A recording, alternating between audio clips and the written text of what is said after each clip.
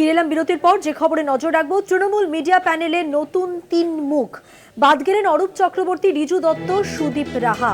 আর নতুন মুখ জয়া দত্ত, মোশাররফ হোসেন, সন্দীপন সাহা। তৃণমূল মিডিয়া প্যানেলের নতুন ৩ মুখ, জয়া দত্ত, মোশাররফ হোসেন, সন্দীপন সাহা। কথা বলবো, আমাদের সঙ্গে টেলিফোন লাইনে রয়েছেন আমাদের বিশেষ প্রতিনিধি দেবজ্যোতি ঘোষ। দেবজ্যোতি, এই বদলের কারণ কি? তৃণমূল সূত্রে কি জানা যাচ্ছে? দেখো, তৃণমূল নেত্রী মমতা বন্দ্যোপাধ্যায় আরজি করে যে ঘটনা ঘটেছে, তারপরে যে তৃণমূল কংগ্রেসের স্পোক্স পার্সনরা ছিলেন তাদের উপর নজর রাখছিলেন, সেই জায়গাতে ৩টি পরিবর্তন করা হয়েছে। অরূপ চক্রবর্তী, ঋতু দত্ত, এই দুজনকে যেমন সরানো হয়েছে, তেমনি কিন্তু সুদীপ রাহাকেও সরানো হয়েছে। সেই জায়গাতে ৩জনকে আনা হয়েছে। জয়া দত্তকে নিয়ে আসা হয়েছে, মোশাররফ হোসেনকে নিয়ে আসা হয়েছে। এছাড়াও নতুন যে সংযোজন করা হয়েছে সন্দীপন সাহাকে।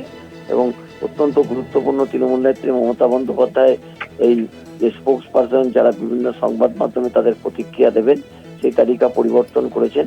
অভ্যন্তরীণ বেশ কিছু রাজনৈতিক সমীকরণকে বিচার করেই এই তালিকা তৈরি করা হয়েছে এবং আগামী কাল থেকে তারা বিভিন্ন সংবাদ মাধ্যমে বসবেন এবং সেখানে তাদের প্রতিক্রিয়া জানাবেন।